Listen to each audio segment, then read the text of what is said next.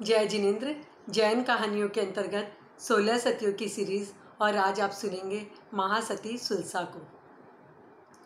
राजगृह नगरी में एक सारथी था जिसका नाम था नाग। उसकी पत्नी का नाम था सुलसा। दोनों ही बड़े धार्मिक थे, धर्म ध्यान में जीवन बिताते थे। उनके सारे सुख थे सिवाय एक के, उनके कोई संतान नहीं थी और इसकी कमी नाग को प्राय खला करती थी। एक समय उसने अपनी पत्नी से कहा, काश हमारे भी एक संतान होती तो हमारे वंश को आगे बढ़ाती। इस पर सुलसा ने कहा, आप दूसरा विवाह कर लीजिए, आप हमें संतान मिल जाएगी, हमारा वंश आगे बढ़ पाएगा। इस पर नाग ने कहा, मैंने नियम लिया है, मैं दूसरा विवाह नहीं कर सकता हूँ। और दोनों अपना जीवन जीते हैं। एक बार नाग ने अपनी पत्नी सुलसा से कहा कि हम देवी देवताओं की मनौती मांग लेते हैं, शायद हमें कोई संतान मिल जाए। इस पर सुलसा ने कहा कि संतान मिलना हमारे नसीब, हमारे कर्म से होता है। देवी देवताओं की मनौती मांगने से संतान की हमें प्राप्ति नहीं होगी। इससे तो अच्छा है कि हम अपना जीवन धर्म ध्यान में बिताएं, जिससे हमारा ये लोक और परलोक दोनों ही सुखी हो सके। और दोनों पति पत्नी ने यह निश्चय किया और धर्म ध्यान में अपना जीवन बिताने लगे। एक समय की बात है, देवताओं की सभा में इंद्र की सभा जुड़ी हुई थी। वहाँ पे इंद्र ने कहा भरी सभा में कि धरती लोक पे एक स्त्री है सुलसा, जो बड़ी ही धैर्यवान है, उसे कभी क्रोध नहीं आता है और इस तरह बड़ी प्रशंसा करते हैं। कुछ देवताओं को यह बात समझ में नहीं आती है और वे सुलसा की परीक्षा करने के लिए धरती पर आ जाते हैं और ब्राह्मण का साधु का भेष बनाकर सुलसा के पास आते हैं और सुलसा उन्हें वंदन करती है और कहती है कि मेरी कुटिया धन्य हो गई, कहिए मैं आपकी क्या सेवा कर सकती हूँ। इस पर दोनों मुनियों ने कहा, हम बड़ी दूर से यात्रा करके आए हैं, हम थक गए हैं और हमें लक्षपाक तेल की आवश्यकता है। सुलसा बड़ी खुश होती है, बोला हाँ मुनिवर, मेरे पास लक्षपाक तेल है, मैं अभी आपको देती हूँ। और वह अपने घर के अंदर जाती है तेल लेने के लिए। जैसे ही वो तेल का घड़ा उठाती है, वो घड़ा उनके हाथ से छूट जाता है। फिर दूसरा घड़ा उठाती है, दूसरा भी छूट जाता है और तीसरा उठाती है, तीसरा घड़ा भी छूट जाता है और तीनों घड़े तेल के टूट जाते हैं, तेल गिर जाता है। और ये घड़े अपने आप ही नहीं टूटे थे, उन देवों ने अपनी लब्धि से इन घड़ों को तोड़ दिया था। अभी सुलसा बाहर आती है जहाँ पे मुनिवर विराज रहे थे और कहती है, मुझे क्षमा कीजिएगा, मेरे पास लक्षपाक तेल उपलब्ध था, लेकिन मेरी भूल की वजह से, मेरी असावधानी की वजह से वो सारा गिर गया मेरे हाथ से, सारे घड़े टूट गए, मैं आपकी सहायता नहीं कर सकी, मदद नहीं कर सकी, मुझे क्षमा कीजिएगा। सुलसा से ऐसी बात सुनकर मुनि को पूरा आश्वस्त हो जाते हैं कि देवराज इंद्र ने जो बात सुलसा के लिए कही थी वो बिल्कुल सही है।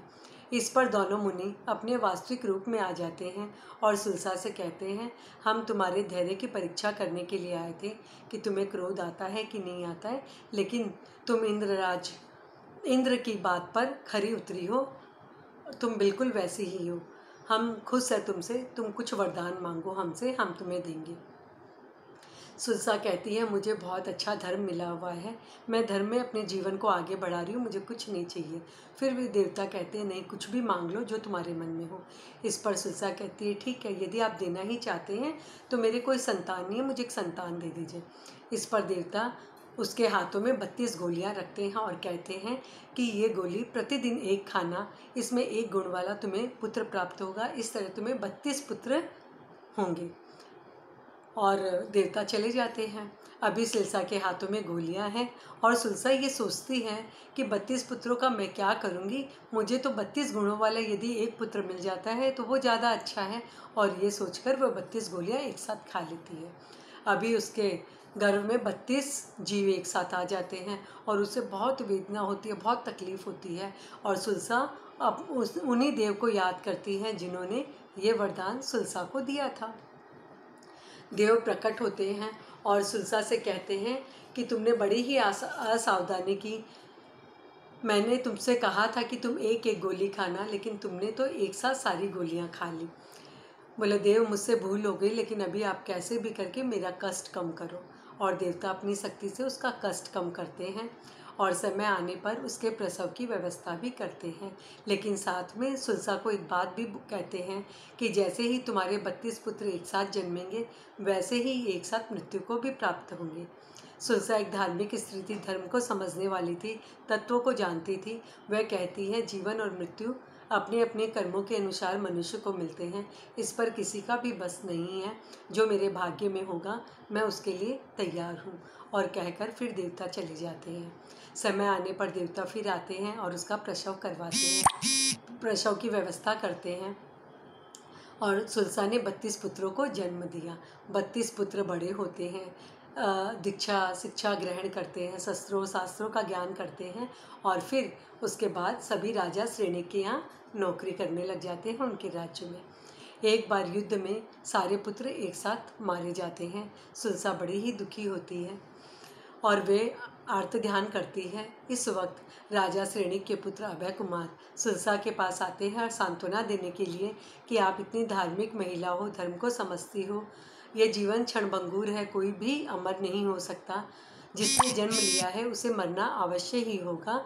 आप इस तरह अपने मन को कमज़ोर न बनाएं, अपने आप को धैर्य दें, धर्म को समझे, इस मोह माया को त्यागो और धर्म को अपनाओ, भगवान के मार्ग को अपनाओ, भगवान का स्मरण करो। इस तरह उन्हें आश्वासन देते हैं और सुलसा कुछ समय बाद संयम धारण करती है और अपने जीवन में आगे बढ़ने लग जाती है। एक समय की बात है, भगवान महावीर चंपा नगरी में विराज रहे थे। चंपा नगरी में उनके पास प्रवचन सुनने के लिए एक व्यक्ति आता है जिसका नाम होता है अबंड। वह लब्धिधारी होता है। बात ही बात में वह भगवान से कहता है कि मैं राजगृह जा रहा हूँ, और भगवान कहते हैं राजगृह में मेरी एक श्राविका है जिसका नाम सुलसा है, जो दृढ़ धर्मिणी है, सम्यक तो उसका पक्का है।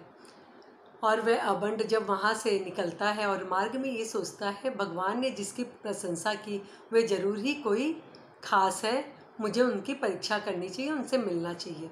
और अबंड मोटे ताजे साधु का रूप बनाता है और सुलसा के पास पहुँच जाता है और कहता है कि देवी मुझे भिक्षा दो, भिक्षा देने से तुम्हें धर्म होगा।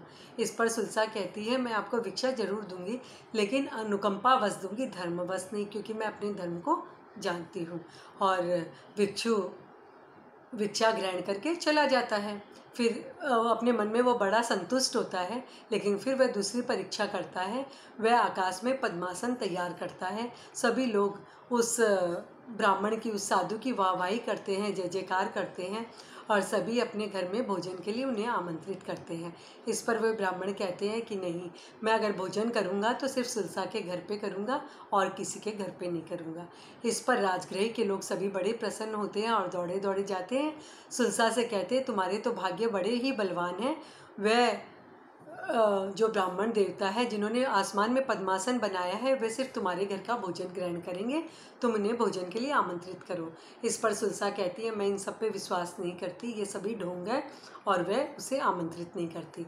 अभी सारे लोग वापस उस ब्राह्मण के पास जाते हैं और कहते हैं कि सुलसा ने तो आपको ढोंगी कहा है।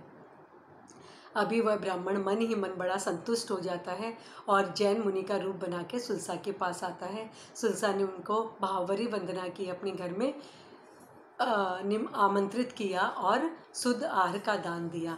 और इस पर वे मुनि, जैन मुनि, उन्हें सारी स्थिति से अवगत कराते हैं और अपने वास्तविक रूप में आ जाते हैं और कहते हैं, भगवान महावीर ने तुम्हारी प्रशंसा की थी, इसीलिए मैं तुम्हारी निष्ठा की परीक्षा करने के लिए यह सब लब्धियां कर रहा था।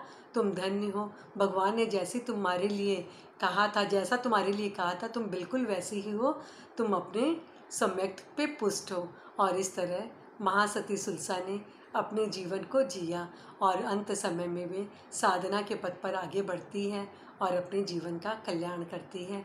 ये थी कहानी महासती सुलसा की। सुलसा के जीवन से हमें प्रेरणा मिलती है। यदि हमारा सम्यक पुष्ट हो तो हमारे जीवन में कितनी भी बाधाएं आ जाएं, कितनी भी परीक्षाएं हो, हम उन्हें पार करके आगे बढ़ सकते हैं। जय जिनेंद्र।